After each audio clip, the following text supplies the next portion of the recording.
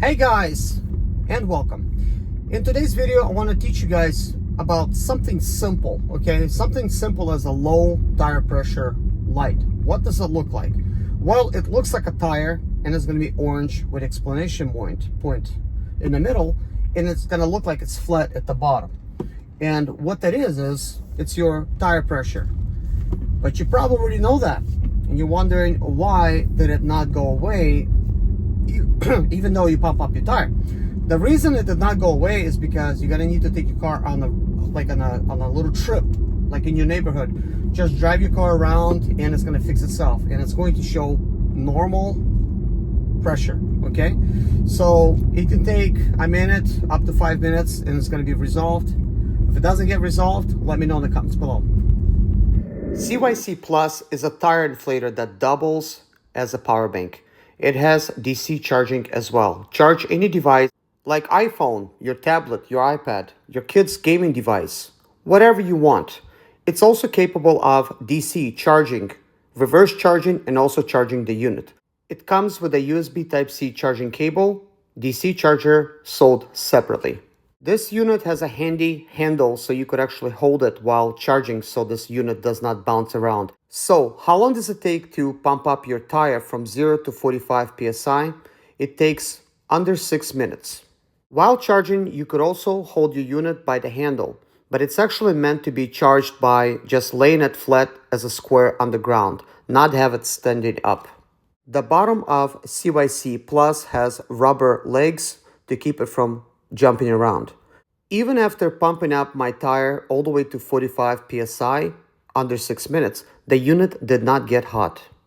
I touched it with my bare hands and it was safe for me to hold it. It was not hot, it was maybe a little bit warm. I also used my handy dandy temperature tester to test the unit's temperature. One of the best features of this CYCPLUS tire inflator is that it can pump up to 8 tires before dying. And there you have it, guys. It's now done pumping. 5 minutes and 49 seconds. CYCPLUS Smart Tire Inflator. This company reached out to me and they sent it to me and they said, you know what, just give us an honest review on your channel. And why not? I actually was looking for a tire inflator for my Tesla Model 3.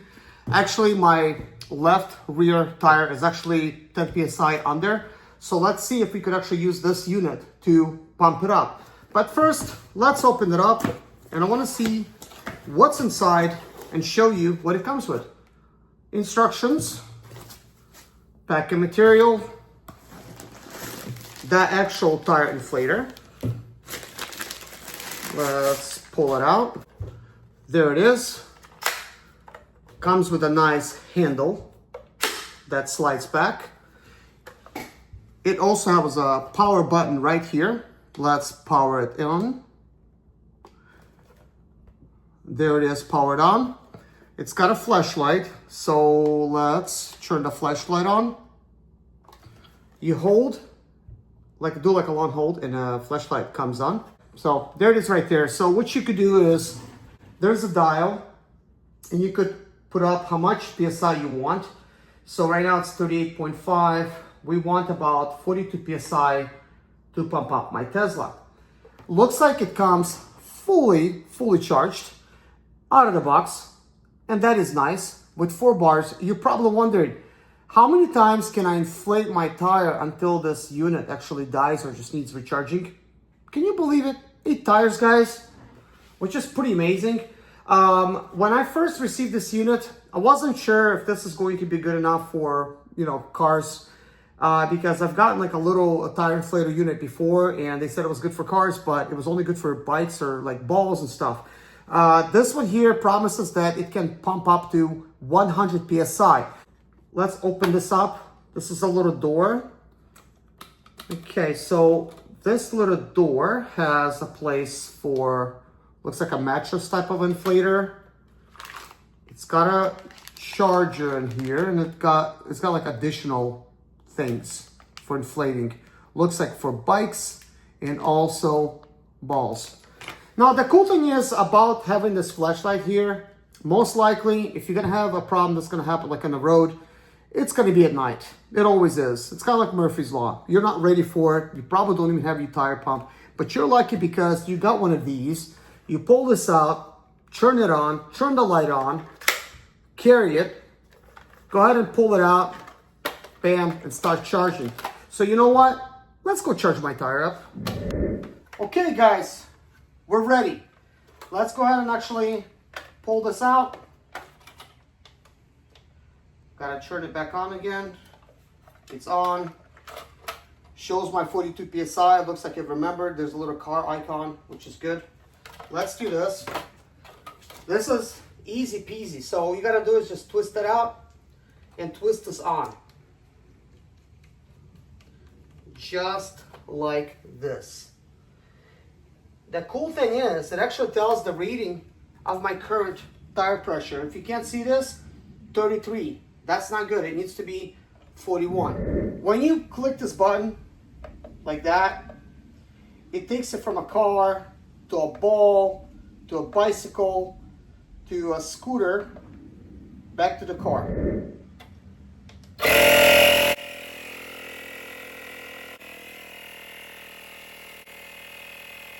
The sound of the inflator sounds like any other inflator, about a similar type of sound. However, I lowered the volume and I speed up the footage, not to bore you.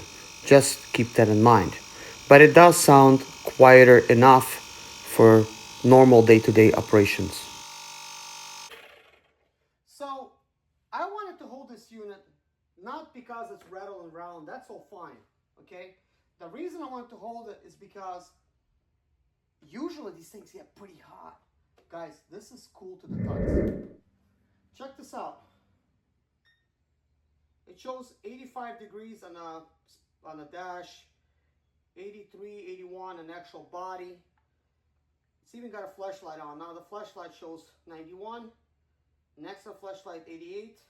On the back, it's 85, 83. This side, 85. The vent, 91. Inside the vent, 91. But when you touch this, it's cool to the touch because looks like they encase the actual compressor where it gets hot, but you cannot burn your hand. Now that is smart thinking. I really, really like that. I just bump up my Tesla tire to 42 PSI. It shows actually 42.5. Looks like my Tesla has not updated the actual PSI. I need to go out on a drive for it to update. As you can see, I got 33 PSI over here, 40 in that one, 41, 40 in that one. It's supposed to be about like 42, 43. So I pumped it up to 42. And let's see here. I'm gonna turn this on. It shows 42 and a half. That's how much it has right now. So we're gonna go ahead and pull this off.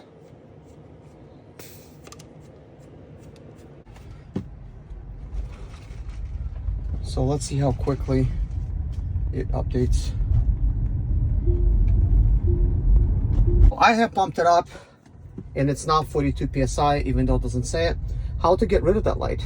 Better question. If you don't have a diagnostic scan tool and you just pumped it up and it still shows low tire pressure reading, just take your car out on the drive and the car will relearn how much PSI it actually has. And in this video, I want to show you how long it takes for the car to actually relearn itself. As you can see now, it's 41, still shows it being in orange.